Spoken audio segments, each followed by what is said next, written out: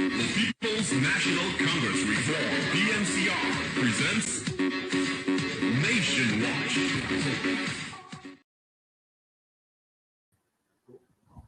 Hello and welcome to today's edition of Nation Watch, a production of the People's National Congress Reform. I'm Marvin Williams, your host for today's Sunday, 4th December 2022. We're discussing today political domination, the city of Georgetown under siege. With me today in studio is my guest, His Worship Ubraj Narine, Mayor of the city of Georgetown. Welcome, Mr. Mayor. Thank you very much. It's good to have you. I attempted to get you earlier when you were not within the jurisdiction, but your deputy quite satisfactorily represented your office. I want to start today by quoting Article 9 of the Constitution of the Cooperative Republic of Guyana. It says, "Sovereignty belongs to the people who exercise it through their representatives and the democratic organs established under this Constitution." Do you get a sense, Mr. Mayor, that this provision of our Constitution with respect to the exercise of sovereignty on behalf of the people who elected you is being satisfied, is being respected, is being enabled? I will say to that question, not to a full 100% because of resources. All right, so we'll get down to resources in a bit, but could you enlighten our viewers? I know that there are 15 constituencies in the city of Georgetown. That constitutes 60 seats on the city council. Could you, for the benefit of our It'll be viewers... 30 seats. 30 seats. Yes. So I'll give you a breakdown. Presently at the city council, we have 30 seats. The allocation APNU is 21 seats. The AFC, 2 seats. And PPPC, 7 seats, which when you add it up, you'll get 30 seats. All right, so your 21 seats it presents quite a sizable majority. Yes. Some in the region of 70% of the seats are held by the APNU. Right. While the PPP comes in a distant second with something around 23.3% of those seats. Now, you have a significant majority. In the National Assembly, there's a 1-seat majority which is enjoyed by the government. That 1-seat majority allows, or I wouldn't say allows, but is used by the government to ensure that all of its objectives are satisfied, are achieved.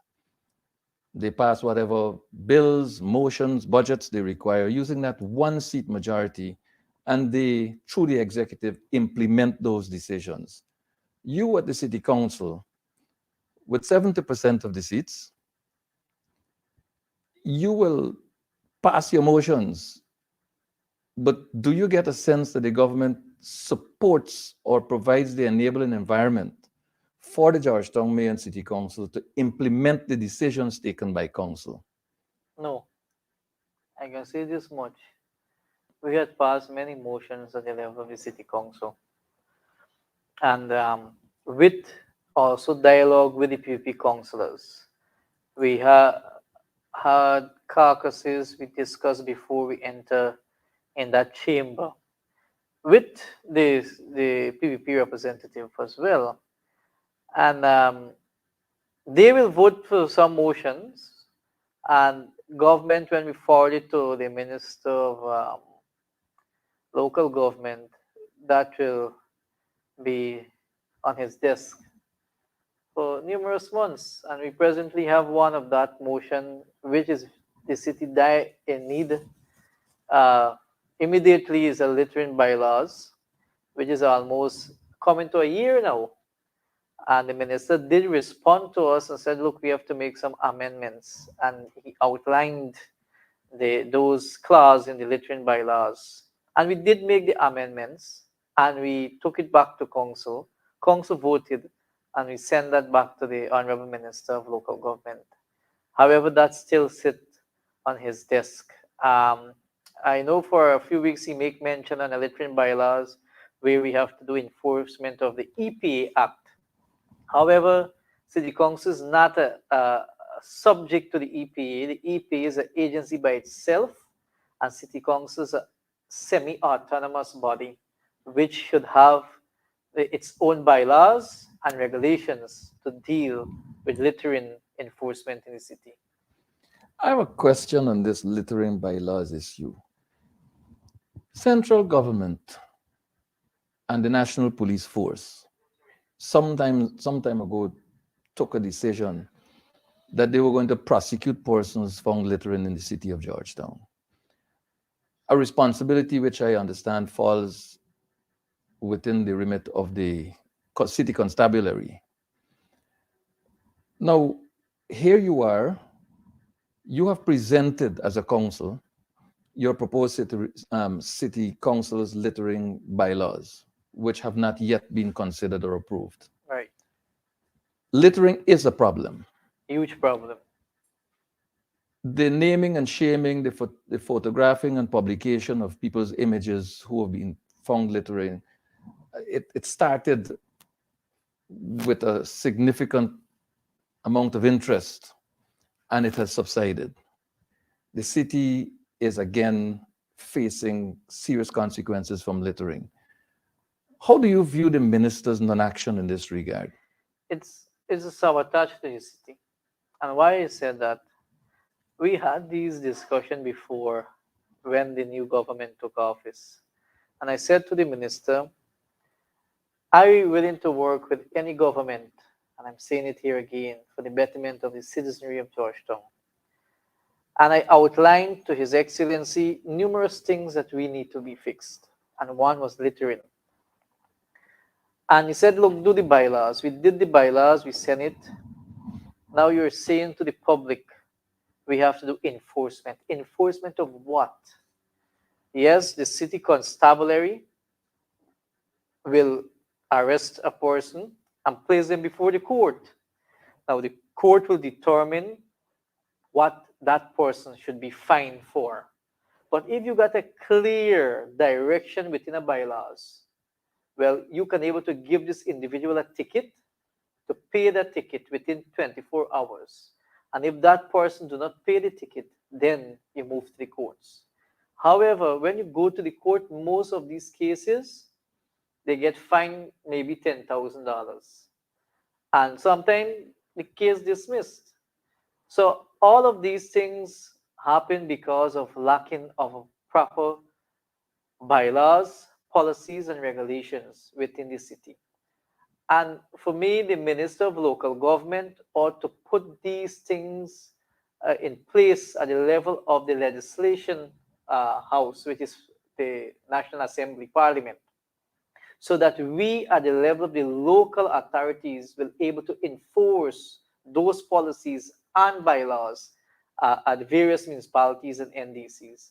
But that is not happening. What you see happening today is that the government, the ministers, president himself coming out and going in the community in various constituency, doing the municipality and the NDC work. And that show blatantly the PVP government don't have regards for democracy in our country. They bypass the NDC, the municipality, and they do their own thing within various constituency. If you have a chain of command, you should able to notify the municipality, the elected councillor, and then we work from there. But you find that the ministers doing the local government work, and I believe they should have really served at the level of the municipalities and the NDC before they have been sitting in the minister office and occupy the seat when they themselves has to put policies and bylaws in place to help the local authorities to function properly. Article 12 of the Constitution of Guyana says that, and I quote, local government by freely elected representatives of the people is an integral part of the democratic organization of the state. Do you see government action at the level of the executive as being in direct conflict with this provision of the Constitution? Yes, big conflict. the PPP government has no respect for local democracy, and they have a history of that. And the level of the city council, I will speak on the city council.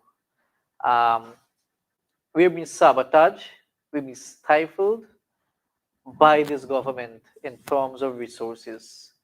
I had pleaded numerous times to the president, many letters sent to the president, many proposals sent to the president about the cemetery, Lapentir Cemetery, a modern proposal, modern infrastructure for the cemetery, and those letters went unanswered. Same thing with the ministers of government.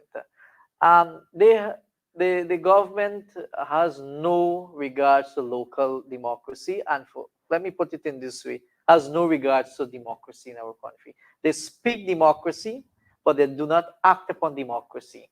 And when we tends to do this within our society, like the example the government is showing, it is bad for any good government, right? They will carry a name which they've been dictated in their own ways. And every national events, anything happen within the city, the government bypass the city council, not even a letter to notify the council, or a call from the minister's office or the president's office. Yes, I know you have executive power. I know you are the authority in certain areas, but don't forget you're preaching democracy, and you should stand and live by that what you're preaching.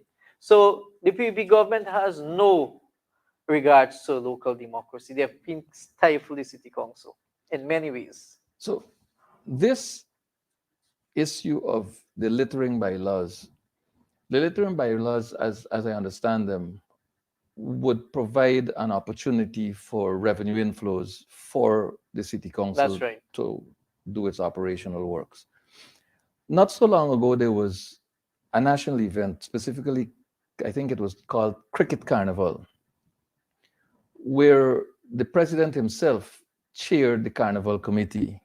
And on that committee, there were a number of members of the executive. I believe the Minister of Youth and others formed part of that committee. Did the city council benefit in any way from A, consultation, B, an opportunity to garner revenues as it usually would from Mashramani and other similar events, and C, was the municipality involved in a meaningful way in the after event activities as a form of revenue earning? Zero. We did not get invite or be invited to that committee. I tried to reach out because of the sale of spots within the city.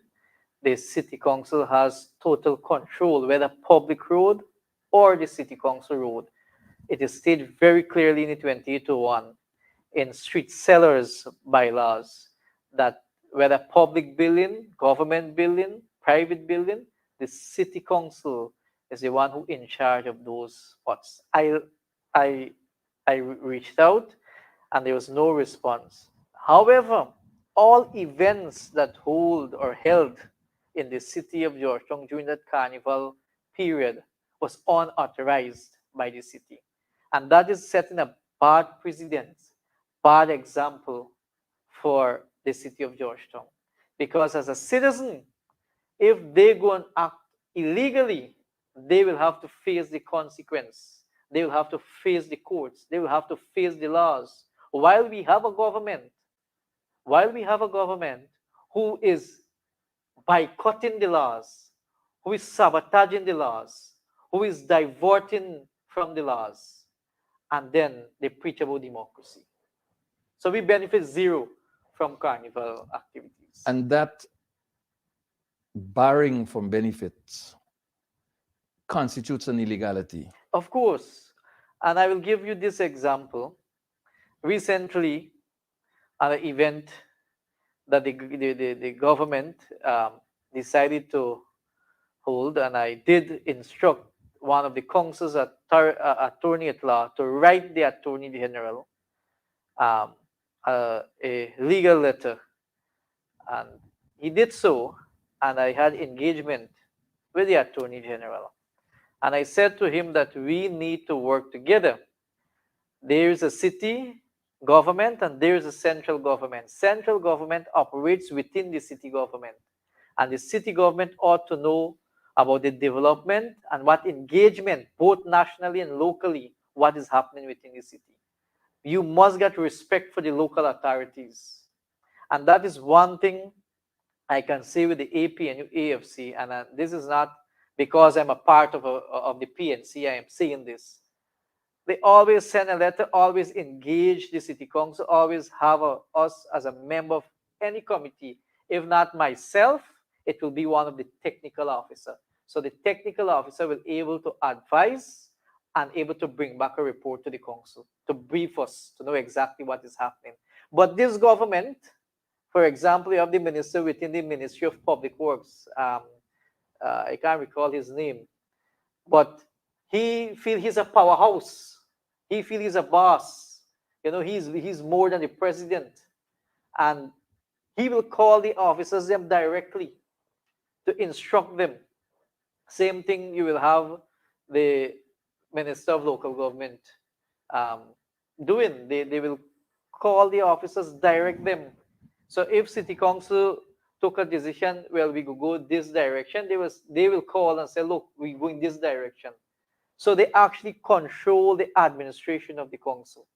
And you should know for a fact that as a semi-autonomous body, we do not have the authority as a council to discipline fired and hired staff. But we have to find the salary, the gratuity, the pension, the NIS, and every dues that belongs to an officer, we have to pay it at the level of the city. Taxpayer money. But we do not control them. While they put in place a local government commission, which government has majority on, they control the admin.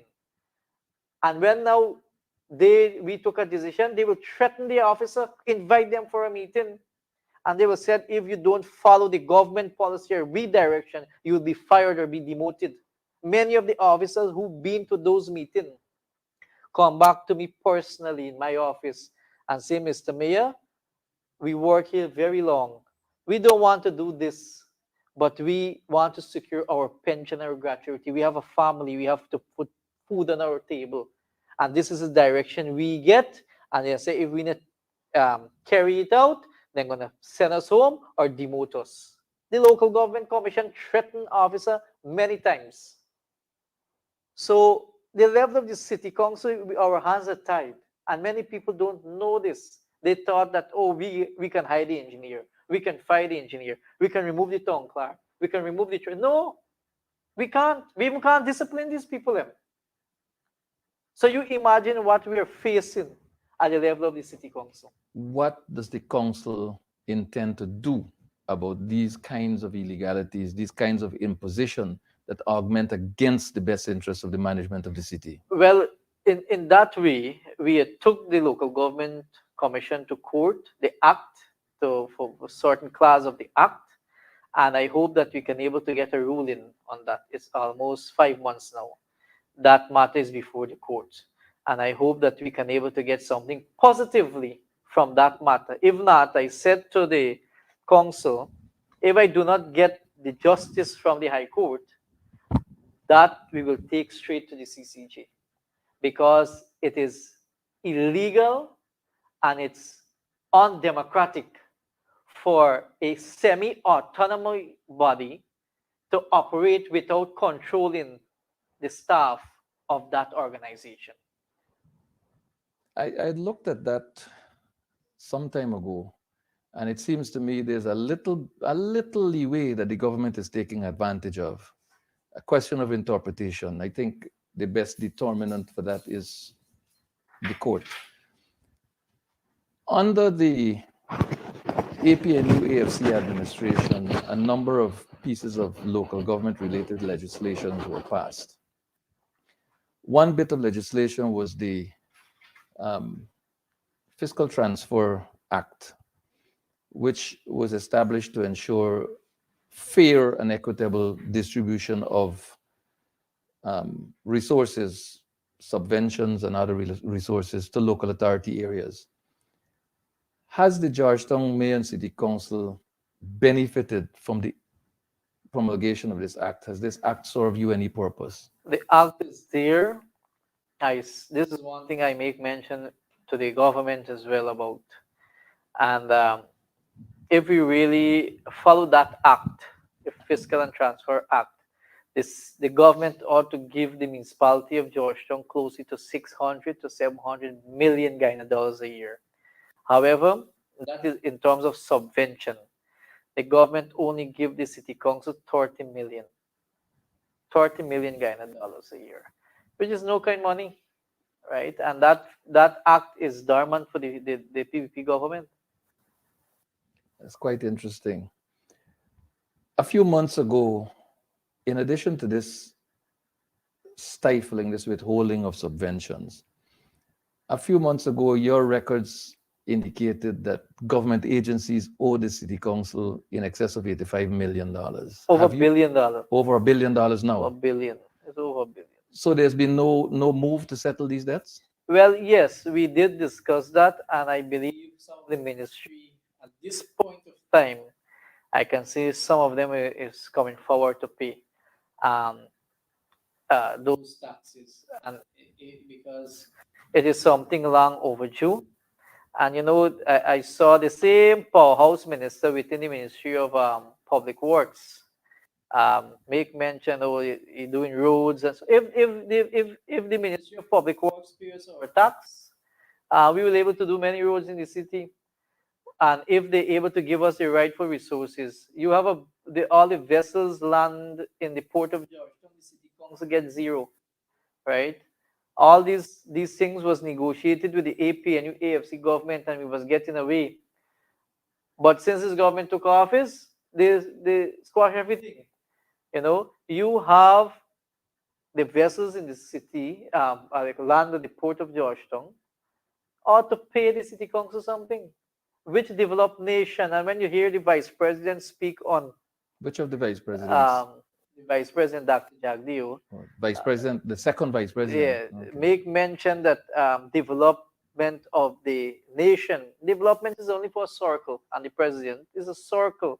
It's not one guy, and it's a circle. He said one circle, and as long you in the circle, you benefit. If you're out the circle, you have nothing to get.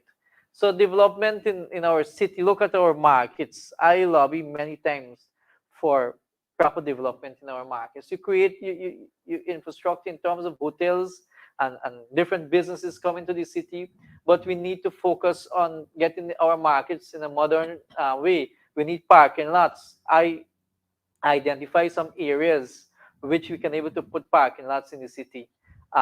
The redevelopment project for Starbrook Market. I don't know if you ever saw that project. Fantastic project. Mm-hmm. The IDB, the CDB, all willing to support that project. The private sector had sanctioned that project in 2019. And private sector is on board with that project. That project was submitted to the then government and this government. But this government also doing nothing about it. We need to focus on those kind of development. Then you can say, well, we will move to Dubai. In terms of collection of rates, you had initiated as a council a move to enhance your rate collection through a process, I believe, of valuation or revaluation.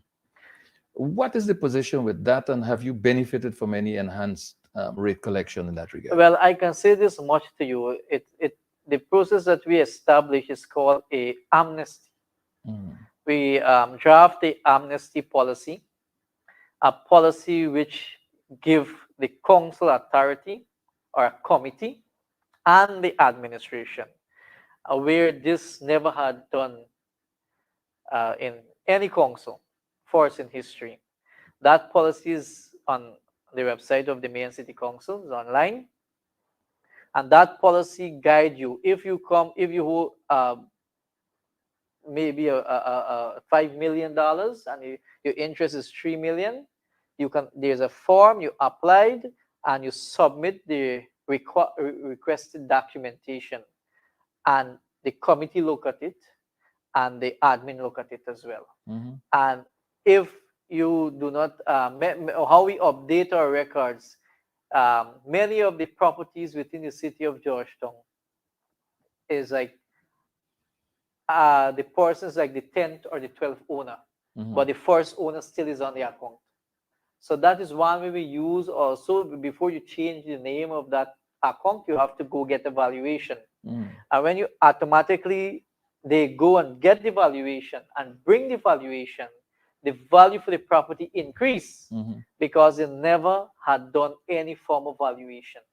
And that's why, again, the act called the Valuation and Rating Purposes Act state very clearly every 5 year the valuation division of the finance minister has to do a revaluation in the city and other local authorities, other areas. So that didn't done for the past 20 something years. The last was done since 1996. So you still got businesses on Regent Street and Rob Street pay 6,000 and 10,000, 15,000 a year taxes. So tell our viewers, tell us about the issue of compliance, certificate of compliance for the transfer of property. What is involved, and does the council benefit materially All from right, this? good. Now the compliance is a huge issue we battle in court recently between the AG office and the Bar Association and so on, and private citizens. The compliance policy was introduced in 1994 by Professor Rose. I don't know if you can recall when Dr. Chedi Jagan had put an interim body headed by Professor Rose. And he had introduced a 0.2 or 0.3% on the property value to gain a compliance. Because what he had saw then, that people used to get these compliance in a tricky way, where you apply for compliance and you can even be in your house and you get your house, somebody you sell your house, or apply for prescriptive rights. So the same pattern we follow, but we increase that 0.53 to 0.5. And the Bar Association and so on took us to court. Only recently, no matter still we appeal the matter and so on in court, only recently we received a letter from the Bar Association threatened the City Council that the document that we are requesting at this point of time, bear in mind, the court rule that we cannot charge anything for compliance. But you have the NDCs and the other municipalities charging 10,000 and so on for compliance, 7,000, 6,000, so the NDC. But the City Council can't charge nothing.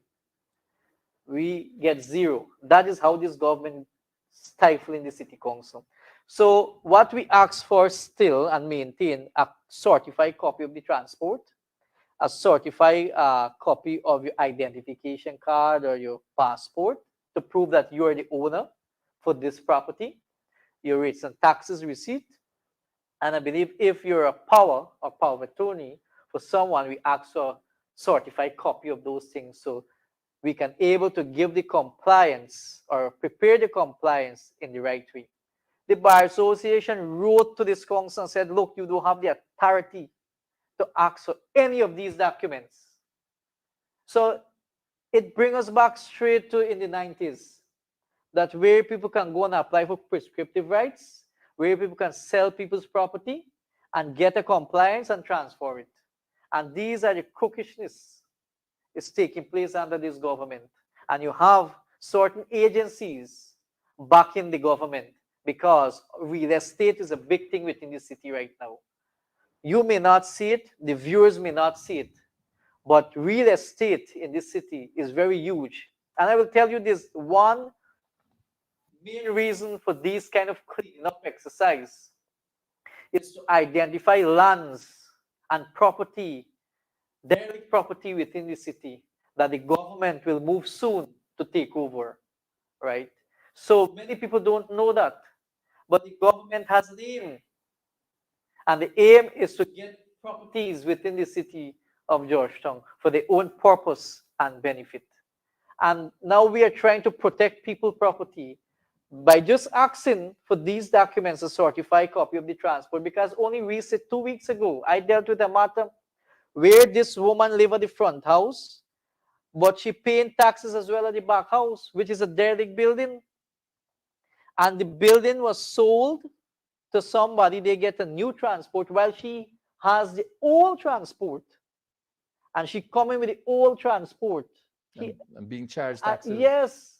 So this is what is we face in the city. We are not the courts, we are not the registrar, but we got these things to deal with at the level of the municipality. So we put a system to bar that. You must go to the court and get a certified copy of this transport and bring it to us. So we will be on the safe side. Because a citizen can able to take us to court, we issue compliance to Tom, while Jerry owned the property. We will get sued. But the government and other agencies that attach and support the government in the wrongdoings feel that the city council is putting up a wall on certain things. We have to. And if we don't do it, the poor citizen of Georgetown will face the consequence because they will live in a property and the property will be sold. Whoa. This is heavy stuff, Mr. Mayor. Yes, it is. And throughout national events, the issue of subvention, the issue of rates and rates collection, the issue of compliance issuance, and all of these different activities, the mayor and city council of Georgetown is starved of much needed resources. The same central government that starves the MNCC of revenues which would enable it to do its job turns around and condemns and criticizes the mayor and city council for not doing what it is statutorily required to do, while central government violates a whole host of statutes in suppressing the functions of the mayor and city council. Is there a remedy that you see before you outside of a change of government?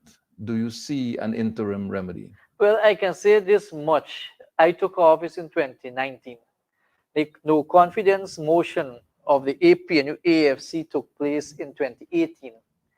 And I still was able to lobby government, the then government, and the then President, His Excellency David Greensham, and the then Minister of Local Government, Ronald Volcan, for the city, and we was able to get a lot of things done within that short period of time.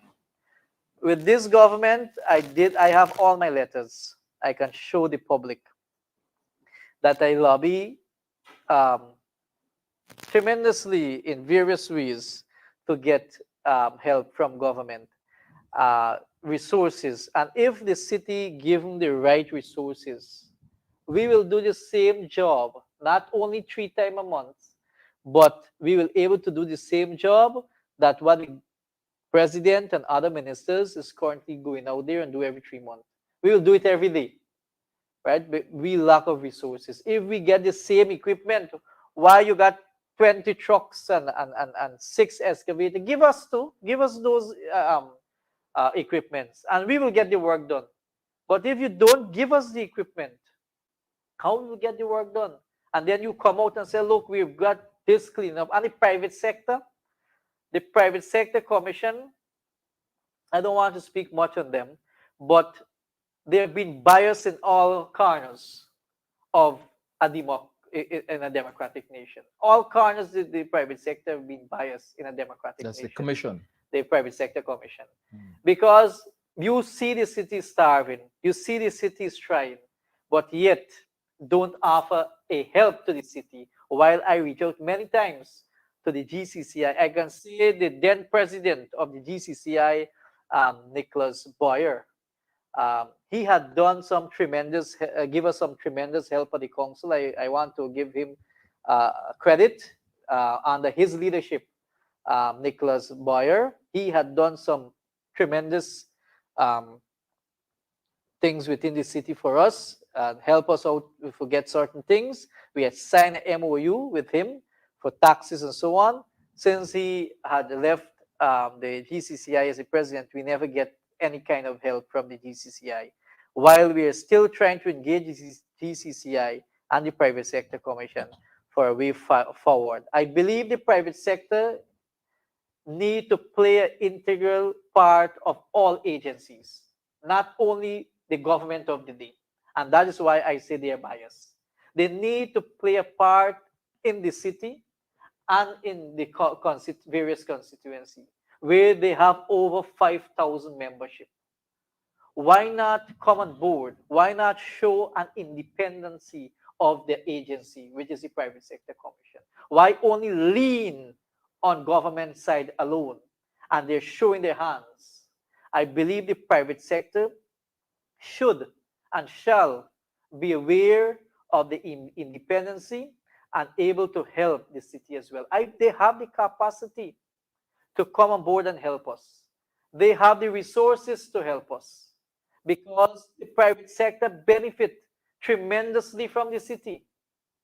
They get all uses of the city, and they should be a part and parcel of every decision making of the city, which I have said this to them. But if you are penning on the government shoulder and just taking us and shove us on the carpet, what you expected me to say publicly, you're biased in every corner. Ladies and gentlemen, you tune to Nation Watch, a production of the People's National Congress Reform. I'm your host, Marvin Williams, and my guest is His Worship Ubraj Narine, Mayor of the City of Georgetown. We are discussing political domination. The City of Georgetown is under siege. I refer, Mr. Mayor, to Article 34 of the Constitution of the Cooperative Republic of Guyana, which says, and I quote, "It is the duty of the state to enhance the cohesiveness of the society by eliminating discriminatory distinctions between classes, between town and country, and between mental and physical labor." It is clear that with respect to enhancing the cohesiveness of Georgetown, the city of Georgetown, the government is failing. In as far as eliminating discriminatory distinctions between the city of Georgetown and other local authority areas which favor the People's Progressive Party, government of Guyana is failing miserably. Do you, Mr. Mayor, see all of this that is happening to starve the city of Georgetown of resources, to dominate the administration of the city of Georgetown through the local government commission, and to dominate the city of Georgetown and its operations by deploying the military and other agencies in cleanup exercises that are the statutory responsibility of the city, which is being starved of resources? Do you see a motive here that suggests that the People's Progressive Party is out to destroy the city of Georgetown so that they can convince people to give it control to repair? And does it make any sense if that is so? It makes no sense because I believe we have a wise population. And that's why I'm happy to be on this program today. And I also, a few individuals call me to be on the program. And I will attend because I know for a fact as a young politician and young people and young scholars going to UG and just finished UG, they need to read the laws of our country. They need to know exactly what is happening in our society. And I want to say this very clear. I have no apology to make. Our Indian brothers and sisters, I'm an Indian, I'm a Kuliman. But our Indian brothers and sisters need to open their eyes and say no more of locked up in a cage by the PPP. And if we tend to be locked up as Indians in a cage, our children and grandchildren will be in that locked up too. Because that is what the PPP, they have a tradition where they will go into the community and speak to the Indians and say, look, we will do this and give you 100,000 And Indian people will be bribed by money. As long you give them 150,000 fishermen, and you give the rice farmers, and you give the cane cutter and so on, they will feel happy. Because they get a lump sum money, they can do something in their house. They can do something for the children. And they will praise the government. But I want to remind them, don't focus on that 150,000 and that 200,000 what government will give you, because that will not last you forever. They should have focus on investing the 200,000 or 150,000 so that you can able to have something on your table all the time. When I heard at one function, the Honorable Guilty Shira make mention 100,000 for disability children and individual who has disability. Hell, man, no. The disability should be given 100,000 every month, and not only a one-time cash grant. They should be given 100,000 every month. If you're speaking of a powerful oil and gas nation, and that is where it bleeds my heart to see our Indian brothers, my Indian brothers and sisters, they are pedaling this direction. It is not good. You have to vote for a government of policy, created proper legislation, who will have your interests. Yes, the AP and UAFC went there, but you cannot compare 23-year to 4-year or 3-year. You had a no confidence motion, which no one ever catered for. So all these things must take in consideration. And I saw many times that my Indian brothers and sisters lash out on the social media and say all things, but they have to realize one day they will suck this out, while the international investors will suck the sugar. They are not seeing, and I'm an Indian, I'm telling you this. My family and myself have been targeted by this government. Last Christmas, I was targeted, and I will continue to be targeted. But I want to make mention that I will continue to fight what I believe in, and I will continue to uphold democracy in all corners. I make mention many times that I will work with any government, including this government as mayor, for the benefit of our citizens. Why the government don't want to work with me? What I'm doing wrong? Come and let us talk. The same way the government waived the municipality of Anna Regina NIS. You know what they did to us in Georgetown? Since 1993, the city council owed NIS. I was 3 years old. I prosecuted the city council from NIS. Right? On behalf of NIS. Yeah, 3 years old. I was 3 years old, city council with NIS. We met with NIS. We started to make some payment. They advised us to write the board to waive the interest. Only recently I received a copy of that. You know what NIS said? That they will not waive any interest. You know, upon that, the Minister of Finance went on the air and said NIS will prosecute all agencies that owe them for NIS. So while the same government waived the municipality of Anna Regina NIS. And withholds your subventions. And withhold the subvention. Yeah. So these are things. And when you speak of racism, I saw one minister make so much Afro-Guyanese get scholarship and all these things. I saw this morning on the Sand and Quarry list, only one Afro-Guyanese is a holder of a license, while all others is Indian. I'm not saying Indian and Afro must not get it, but we must be distributed equally.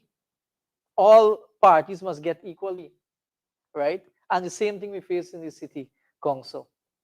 And you do the calculation, or where the government show to this public, and I'm challenging the government to do so. The municipalities that controlled by this government, the PVP government, you let it show the allocation for a year and show the APNU municipality allocation. You will see the big difference. I doubt they will disclose that kind of information. I believe that what needs to happen is that the city of Georgetown needs to put its package together and present it to the people. We're on the road to local government elections. Um, According to the GCOM schedule, which is a whole other issue. Well, I can say make mention of this in my constituency, the list that they recently give to us, and we work in the list in our area. Many people relocated from the area. A few people died, and the one incident we come across where the little boy is only 14 and his name is on the list, On the voters list. on the voters list. So all of these are infraction, and we have to deal with those things. Let's talk a little bit about Albaistown. All of the streets in Albaistown are in bad shape. Every single street in Albaistown requires repairs, maintenance, upgrading. The city has been starved of the resources and cannot itself effect these works. But the central government comes into the area ignoring the conditions under which the people of Albaistown must live, and determined that they were going to do the boulevard so that the people can relax and enjoy Atmosphere. this atmosphere that they're going to create.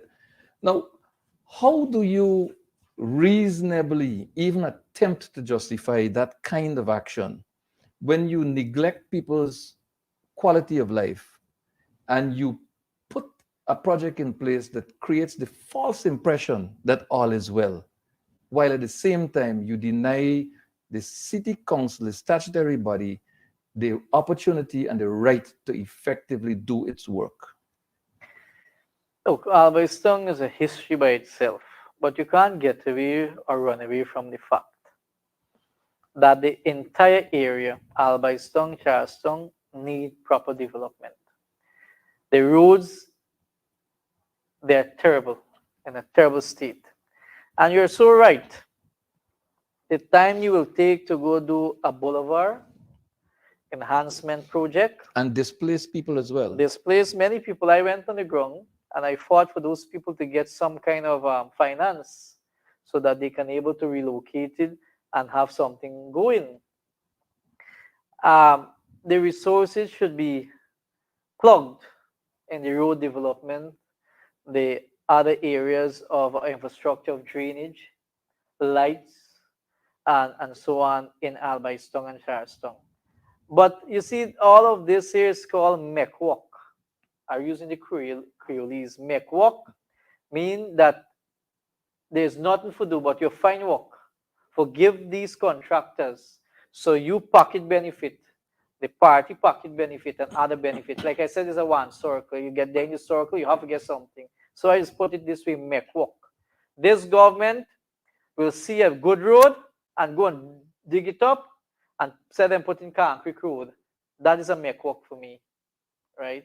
So there's other areas tying in need of resources. And if we at the city council get those resources, we will able to do better work than some of the ministry and much far cheaper than the ministry is doing. You have at the moment under consideration the solid waste bill. The solid waste bill envisages a role for the city council.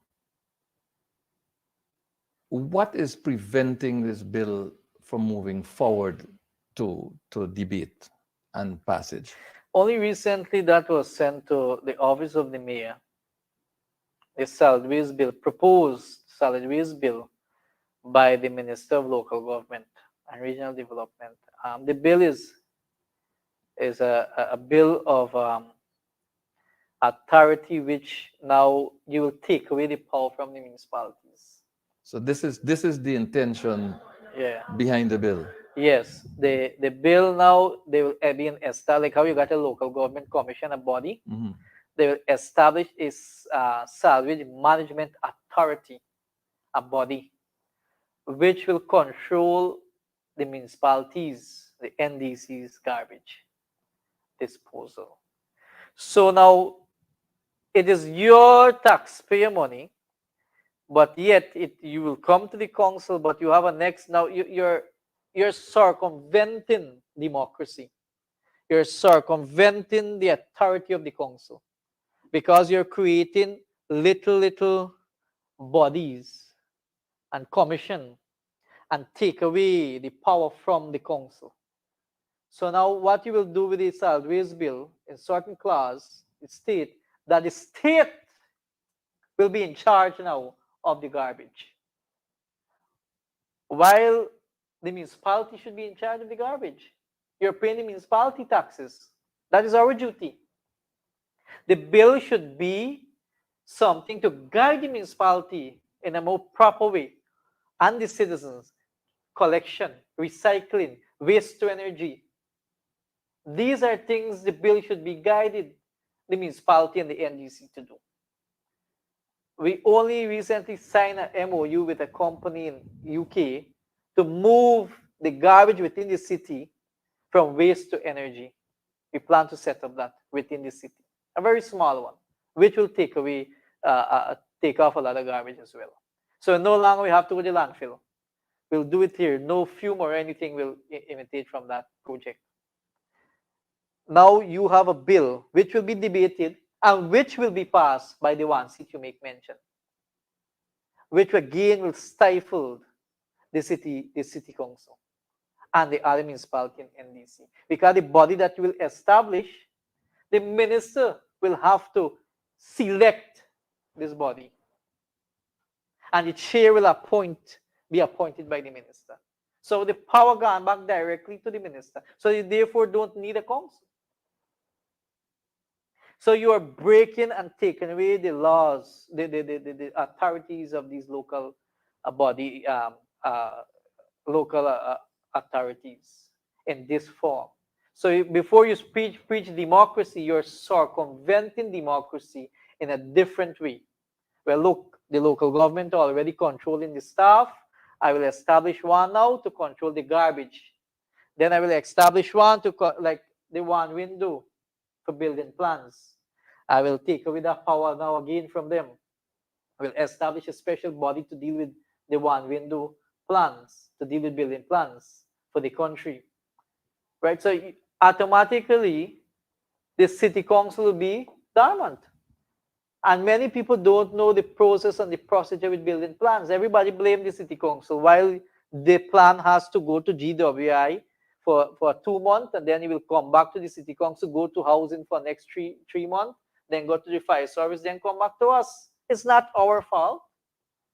What you should have done is say, look, we'll have a round table 3 times a month with all the agencies.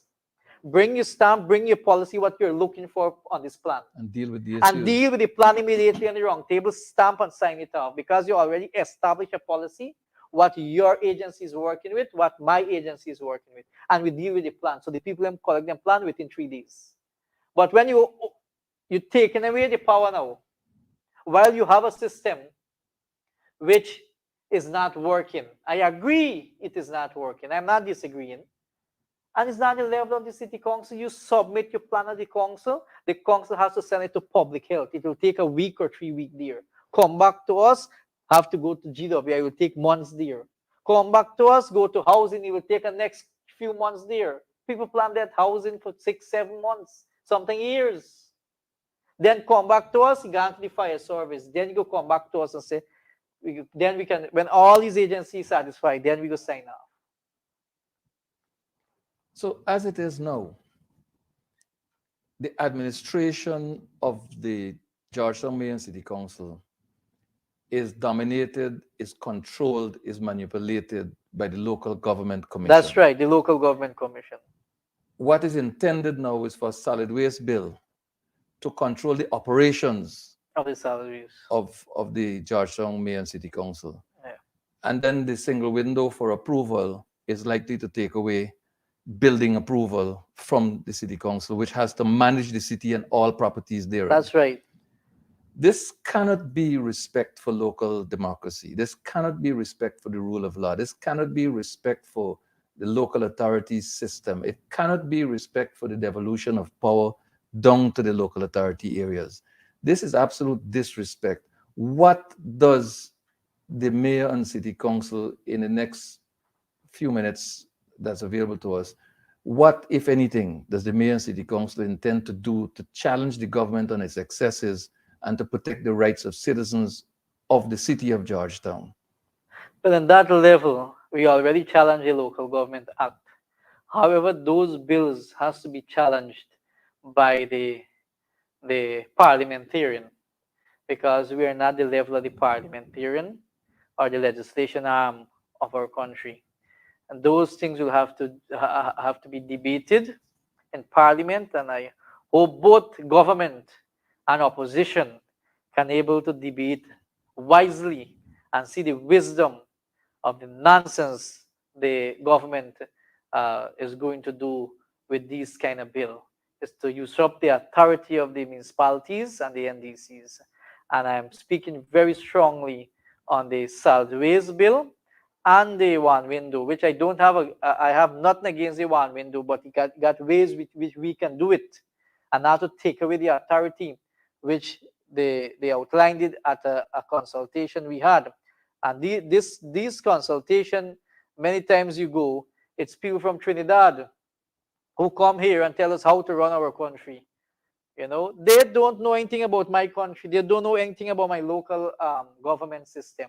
But they come here and tell us, look. And one of the guy who is a Trinidadian stood up and said to the council, when we asked the question if we do not respond in time, the gentleman said, well, the agency will go ahead and approve the plan. What nonsense, right? This is the kind of behavior we got so-called consultant coming into this country and tell the Guyanese people. So the Guyanese people need to wake up. So you have a 70-seat majority, which renders the city council toothless. Yeah. And the PPP has a 1-seat majority in the National Assembly, which makes it all powerful and renders the opposition Right. extremely weak. Weak.